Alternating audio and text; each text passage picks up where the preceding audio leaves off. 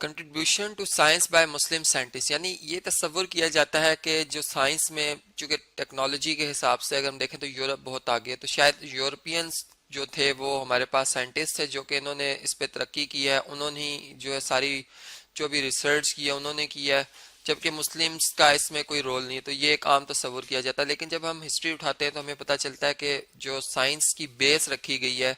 वो बेसिकली जो है मुस्लिम साइंटिस्ट ने रखी, जिनमें के वो मुख्तलिफ जो है हमारे पास साइंटिस्ट के नेम आते हैं, जिनमें अगर हम पहले ही बात करें अबू अली हसन इब्नुल हैतम की, जो कि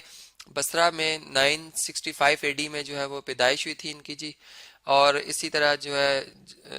अगर हम देखें तो इनकी डेथ जो है वो 1039 एडी में हुई है। अब अगर इनकी देखें जो स्टडी इन्होंने की थी, जिस वजह से इनको ज़्यादा यानी मुनफरिद तौर पर समझा जाता था, वो ऑप्टिक्स की फील्ड में इन्होंने वर्क किया था। इन्होंने कई बुक्स भी लिखी थी, लेकिन जो इनकी एक बुक जो कि किताबुल अल मनाजिर थी वो बहुत मशहूर हुई थी, जिसमें कि इन्होंने पहली दफ़ा ये बात की थी कि लाइट जो है वो एक फॉर्म ऑफ एनर्जी है। और फिर लाइट के ऊपर, उसकी प्रॉपर्टीज के ऊपर उन्होंने काफी उसके डिटेल में बातचीत की थी, जिनकी कि बुक्स को फिर जो है वो यूरोपियन साइंटिस्ट ने जो है वो ट्रांसलेट किया अपनी जुबानों में, जहाँ जहाँ जिस मुल्क में इनकी बुक लेके गए वो, और ट्रांसलेशन के बाद जो है वो उन्होंने इसको बेस बनाते हुए रिसर्च की। तो हम ये फर्ज करते हैं, समझते हैं शायद कि न्यूटन्स हो गए या फिर गैलीलियो हो गए, पास्कल हो गए, शायद इन्होंने ही सारी जो है वो साइंस की बेस रखी। लेकिन जब हम बेस पे जाते हैं तो हमें मुस्लिम साइंटिस्ट के नाम नजर आते हैं। अगर हम चलें इधर अब बात करते हैं अल मनाजिर के हवाले से, तो इन्होंने सबसे पहले जब ये बात की कि लाइट जो है वो एक फॉर्म ऑफ एनर्जी है, तो फिर जब एनर्जी हमने देखा कि हम तो सूरज से एनर्जी हासिल कर रहे हैं जो कि लाइट की शेप में भी है, तो फिर वो उसके पाथ के ऊपर बातचीत हुई। यानी मॉडर्न जो साइंटिस्ट है पाथ को समझते हैं कि मीडियम के हवाले से वो बात करते हैं उस पर, और फिर मीडियम चेंज करके देखते हैं कि आखिर चेंज कर दिया जाए मीडियम तो क्या लाइट की स्पीड पे फर्क पड़ता है या क्या वो बेंड हो जाती है। यानी इन्होंने ही उस वक्त उस दौर में ये बात कर दी थी कि लाइट जो है वो एक स्ट्रेट पाथ में मूव करती है, जो कि आज भी मीडियम जो मर्जी आप रख लें, हम ये देखते हैं कि वाकई लाइट जो है वो स्ट्रेट पाथ में ही मूव करती है। यानी इनका एक बहुत मशहूर एक एक्सपेरिमेंट है जिसके जरिए इन्होंने ना कि ये बात साबित की थी कि लाइट स्ट्रेट पाथ में मूव करती है, बल्कि इन्होंने ये भी साबित कर दिया था कि एक पिन होल कैमरा की बेस कैसे रखी जा सकती है। यानी उस दौर में भी उन्होंने एक कैमरा जो है वो इजाद कर लिया था इस तरह से कि उन्होंने एक बाय चांस ऐसा हुआ कि वो एक रूम में रिसर्च कर रहे थे उन दिनों, जैसे कि हम जानते हैं इलेक्ट्रिसिटी नहीं थी सिर्फ, तो अब ये बैठे कुछ सोच रहे थे और सोलर इक्लिप्स है, यानी जो सूरज ग्रहण जिसे हम कहते हैं, चांद सूरज के और जमीन के दरमियान आ गया। तो इससे क्या हुआ कि जिस रूम में ये बैठे हुए थे उसमें एक स्मॉल सा एक होल सा था। अब सूरज की रोशनी जब चांद पे पड़ी, चांद से रिफ्लेक्ट होने के बाद जब इधर आई, इनके इस होल से एंटर होती हुई गुजरी, तो इन्होंने उस दीवार के सामने चांद का एक अक्स देखा जो कि सूरज के ऊपर बना हुआ। तो इनसे उन्होंने इस चीज को जब सोचा तो उन्होंने कहा कि वाकई, यानी इनसे उन्होंने कई बातें और भी दरियाफ्त की। उन्होंने ये भी कहा कि जब किसी ऑब्जेक्ट को हम देखते हैं तो हमें वो ऑब्जेक्ट तब नजर आती जब जब पहले लाइट उस ऑब्जेक्ट पे पड़ती है, और उससे टकराने के बाद, यानी अगर लाइट है इस पे पड़ेगी लाइट, और अगर वो रिफ्लेक्ट करती है हमारी आईज पे आएगी तो हमें वो ऑब्जेक्ट नजर आएगा, अदरवाइज वो नहीं नजर आएगा। तो देखें आज भी यही बात है, और इसी बेस पर अगर हम स्टडी करते हैं तो हमें कई बातें फिर वो पता चलती है। फिर पिन और कैमरा की इजाद देख लें कि उन्होंने फिर कहा कि उन्होंने जब इसको और रिसर्च की तो उनको ये बात पता चली कि जो, अगर चले हम इस तरह से बात करते हैं कि अगर लाइट जो है, इधर एक ट्री बना लेते हैं, ट्री इस तरह से बना हुआ जी, और इसको अगर इस पे सूरज की रोशनी पड़ रही है, यहाँ से सूरज की रोशनी पड़ती है और इससे रिफ्लेक्ट करती है टकराने के बाद, और यहाँ पे उन्होंने एक डार्क रूम लिया,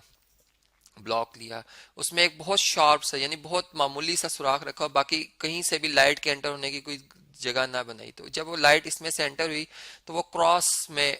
यानी यहाँ से गुजरने जो ऊपर वाली रे थी, यानी जो इस दरख्त की टॉप को शो कर रही थी, वो बॉटम पे आ गई इस तरह से उलट, यानी हर एक इस तरह से कंटिन्यूसली चूंकि रेज आ रही थी, बहुत सी रेज, तो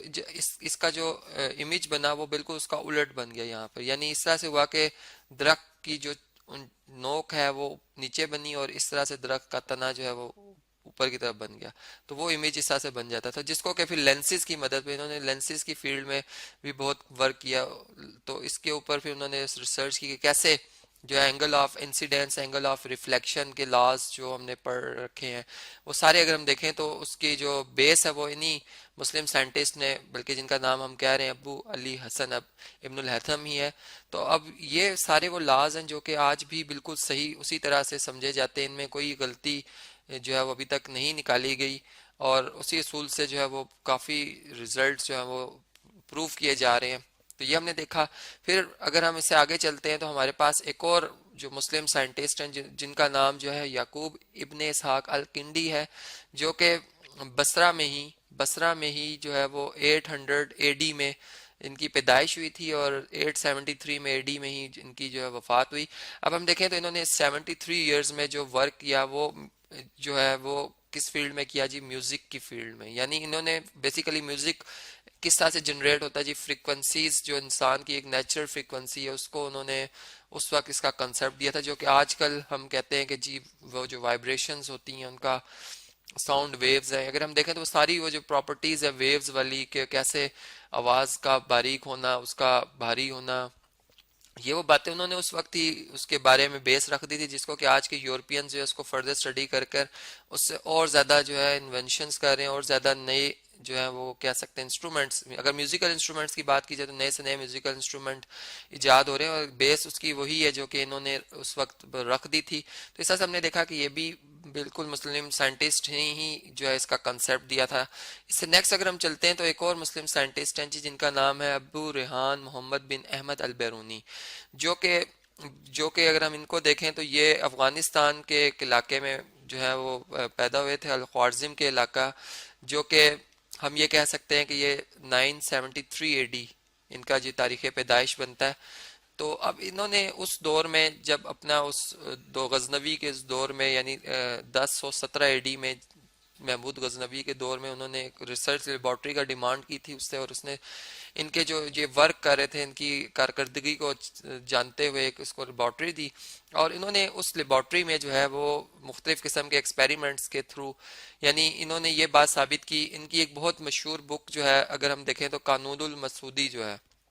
जिसमें जिसमें कि इन्होंने ज़मीन के मूवमेंट के बारे में, और जो हम कह सकते हैं अदर प्लैनेट्स हैं उनके बारे में, कि कैसे वो हमारे एक ही सिस्टम के अंदर हैं या नहीं, वो इन्होंने उस दौर में इसके ऊपर बात कर दी थी। सूरज और यानी कि ज़मीन जो है वो गोल है, इसका कंसेप्ट इन्होंने ही दिया था। उससे पहले तस्वुर किया जाता था कि शायद ज़मीन एक फ्लैट सरफेस है, लेकिन अब उन्होंने जैसे इसका एक कंसेप्ट दिया, फिर वो कि अर्थ जो है हमारी ज़मीन जो है कैसे जो है वो सूरज के गिर्द अपना चक्कर कंप्लीट करती है दायरे में, और चांद कैसे ज़मीन के गिर्द दायरे में मूव कर रहा है, और कैसे हमें एक चांद जो है वो बहुत ब्राइट क्यों नज़र आता है, और फिर वो आस्ता आस्ता जो है वो क्यों मध्यम होते होते यानी बिल्कुल हमें बारीक सा जो है वो कट नुमा एक नज़र, फिर कुछ टाइम के लिए तो बिल्कुल नज़र नहीं आ रहा होता। तो ये वो सारी बातें इनकी जो कंसेप्ट है उन्होंने दिए इसी अपनी इस बुक में, उन्होंने इस बारे में बताया। फिर इसके बाद अगर इनकी इसी बुक के हवाले से जो इनकी सबसे बड़ी अचीवमेंट थी वो इन्होंने लॉन्गिट्यूड यानी ज़मीन का जो तूल, अर्ज, बल्द और जो कतर है हम ये कह सकते हैं, यानी दो मुख्तलिफ डायमेंशंस, इस तरह से जैसे डायमीटर होता है और इस तरह से, जिसकी मदद से डायरेक्शंस लेना, यानी हम अपने जैसे प्लेन बनाते हैं तो कार्टेशियन प्लेन बनाते हैं, इन्होंने एक इस तरह का कंसेप्ट दिया। फिर कि लोकेशंस ग्राफिकली लोकेट करना बड़ा आसान हो गया, तो लैटिट्यूड जिसे हम कहते हैं लैटिट्यूड ऑफ अर्थ का कंसेप्ट दिया। फिर डायमीटर ऑफ अर्थ बताया कि कितना इसके किलोमीटर में ये कितनी वैल्यू होती है, एक अप्रॉक्सीमेट वैल्यू उन्होंने बताई। फिर इसी तरह की एक और बहुत मशहूर बुक है जिसे हम किताबुल अस्तरलाब कहते हैं जी, किताबुल अस्तरलाब। अब अगर उसको देखें तो उसमें उन्होंने जो है ये बात की थी कि जो हमारी ज़मीन है इसकी डेप्थ कितनी है, यानी डेप्थ के बारे में बात की थी, उसके सरकमफ्रेंस के बारे में जो है उन्होंने बात की थी। तो ये अगर हम अगर आप देखें उस दौर में ये बात कर दी गई है कि सरकमफ्रेंस का एक आइडिया दे दिया कि ज़मीन इतनी कि उसका गोल दायरे में इतना जगह वो कवर कर रही है, तो या कितनी वो लेंथ होगी उसकी। तो ये फिर वो बातें आप देखें आज भी मॉडर्न साइंस इसी की बेस पे तो ये सारी रिसर्च कर रही है। और फिर वो जो चांद का और ज़मीन का और जो सूरज का एक जैसे प्लैनेट्स का जो मैस निकाल लेना और फिर उनकी स्पीड निकाल लेना, वो सारी बातें जो जियोलॉजिस्ट कर रहे हैं वो उसकी बेस इन्होंने ही रखी है।